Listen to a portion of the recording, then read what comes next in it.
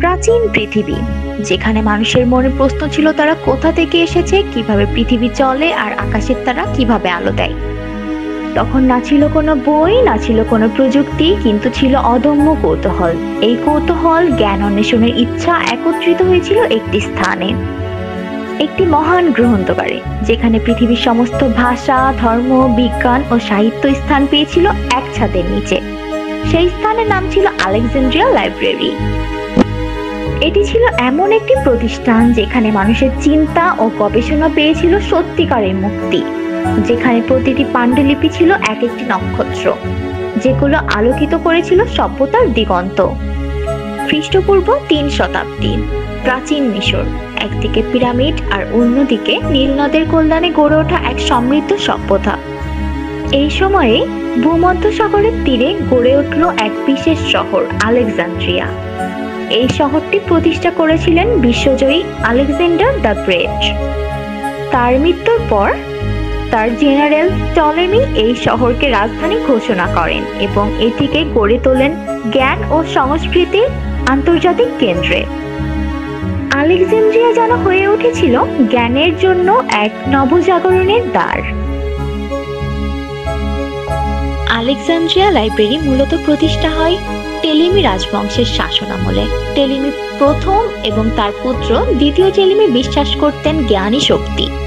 তাদের একটাই লক্ষ্য ছিল বিশ্বের সব বই, সব চিন্তা, সব দর্শন একত্র করে এমন একটি প্রতিষ্ঠান গড়ে তোলা যেখান থেকে গোটা মানব জাতি উপকৃত হতে পারে। এই লাইব্রেরির প্রাণ ছিল এর পাণ্ডুলিপি। প্রতিটি স্ক্রল যেন এক একটি মহাসমুদ্র, যেখানে সমুদ্রের মতো বয়ে চলত মানব ইতিহাস, দর্শন, বিজ্ঞান আর ধর্মের নিখুঁত লেখা। এই স্ক্রলগুলো কাগজে নয়, লেখা হতো প্যাপিরাস কিংবা পার্চমেন্টে, যা মিশরের নিজস্ব উদ্ভাবন। কোনো স্ক্রল খুললে চোখে পড়তো গ্রিক দার্শনিক প্লেটো কিংবা হোমার, আবার কোথাও হিন্দু বা ইহুদি ধর্মশাস্ত্রের অনুবাদ। ধারণা করা হয় এই লাইব্রেরিটিতে 4 থেকে 7 লক্ষ গ্রন্থ ছিল, যা আজকের অনেক জাতীয় লাইব্রেরিতেও নেই। এই বিশাল সংগ্রহে ছিল বিজ্ঞান, গণিত, জ্যোতির্বিদ্যা, ভূগোল, চিকিৎসা, ইতিহাস, কবিতা ও ধর্ম রাজনীতি নিয়ে লেখা। গ্রন্থগুলো ছিল বহু ভাষায়, গ্রিক, মিশরীয়, হিব্রু, আরবি, এমনকি সংস্কৃত ভাষায়ও।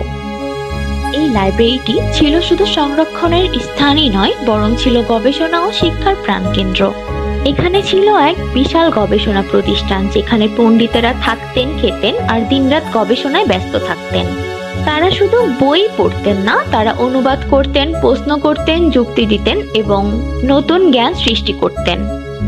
এই লাইব্রেরিতে অনুবাদ ছিল এক বিশাল দায়িত্ব। প্রতিটি বিদেশি পাণ্ডুলিপি গ্রিকে অনুবাদ করা হতো, আর গ্রিক গ্রন্থ অনুদিত হতো অন্যান্য ভাষায়। এখানে কাজ করতেন পেশাদার অনুবাদক, সম্পাদক ও পাণ্ডুলিপি রক্ষক। তারা প্রতিটি লেখায় গভীর মনোযোগ দিয়ে সংশোধন করতেন, মিলিয়ে দেখতেন, ব্যাখ্যা যুক্ত করতেন। আলেকজান্দ্রিয়া লাইব্রেরি শুধু বইয়ের গুদামই ছিল না, এটি ছিল পৃথিবীর প্রথম ও অন্যতম গুরুত্বপূর্ণ গবেষণাগার। এখানে কাজ করেছেন এমন সব মনীষী যাদের আবিষ্কার আজও বিজ্ঞানের ভিত্তি গঠন করে। তাদেরই একজন ছিলেন ইউক্লিড। তাকে বলা হয় জ্যামিতির জনক। তার রচিত এলিমেন্টস বইটি 2000 বছরেরও বেশি ধরে জ্যামিতি শেখার প্রধান গ্রন্থ হিসেবে ব্যবহৃত হয়ে আসছে। আলেকজান্দ্রিয়ার আকাশও ছিল গবেষণার এক বিশাল ক্যানভাস। এখানে কাজ করেছেন হিপাকার্স। তিনি প্রথম তারার মানচিত্র তৈরি করেন এবং খগোলবিদ্যায় ট্রিগনোমেট্রির ব্যবহার শুরু করেন। আর ছিলেন এরাটোস্থেনিস, লাইব্রেরির প্রধান গ্রন্থকারী, দার্শনিক, ভূগোলবিদ এবং কবি। তিনি শুধু বই পড়তেন না, তিনি পৃথিবীকে পরিমাপ করেছিলেন। তার গণনা ছিল যুক্তি নির্ভর। যেখানে আলো জ্বলে সেখানে অন্ধকারও তাড়া করে ফেরে। এই জ্ঞান মন্দির আলেকজান্দ্রিয়া লাইব্রেরি বারবার অন্ধকারের শিকার হয়েছে। প্রথম ধ্বংস আসে খ্রিস্টপূর্ব 48 সালে, যখন রোমান সম্রাট জুলিয়াস সিজার মিশরে যুদ্ধের সময় বন্দরে আগুন লাগান।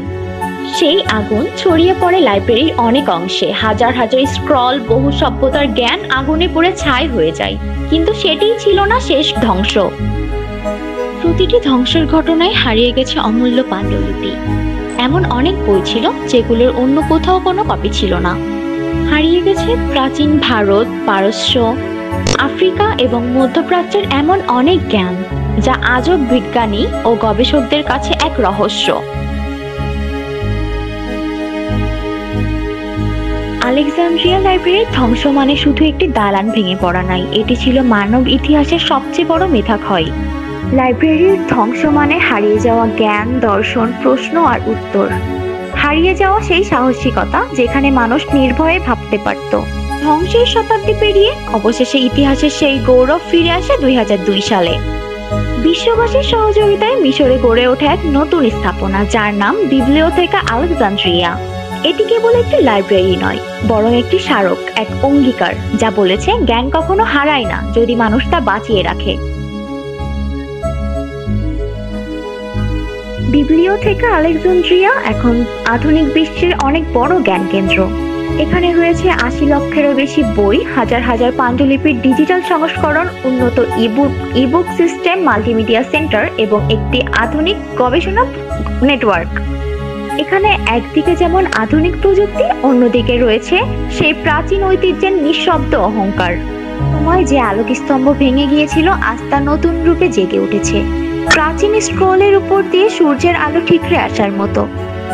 আলেকজান্দ্রিয়া লাইব্রেরির ইতিহাস আমাদের শেখায় জ্ঞান কখনো শেষ হয় না, জ্ঞানকে থামিয়ে রাখা যায় না। তা হয়তো হারিয়ে যায় কিছু সময়ের জন্য, কিন্তু একদিন আবার ফিরে আসে নতুন আলো নিয়ে। মানুষ বারবার ভুল করে, যুদ্ধের নামে, ধর্মের নামে, রাজনীতির নামে জ্ঞান ধ্বংস করেছে। তবু জ্ঞান ফিরে আসে, কারণ জ্ঞান হলো মানবতার সবচেয়ে বড় আলো। যখন একটি মোমবাতি জ্বলে সে কেবল নিজের আলোই জ্বলে না, সে আশপাশে ছড়িয়ে দেয় আলোর স্পর্শ। আলেকজান্দ্রিয়া লাইব্রেরি ঠিক তেমনই এক আলো, যা কেবল ইতিহাসের গৌরব নয় বরং ভবিষ্যতের পথ প্রদর্শক। আলেকজান্দ্রিয়ার সেই বাতি আজও জ্বলছে। তুমি কি তার আলোতে হাঁটতে প্রস্তুত?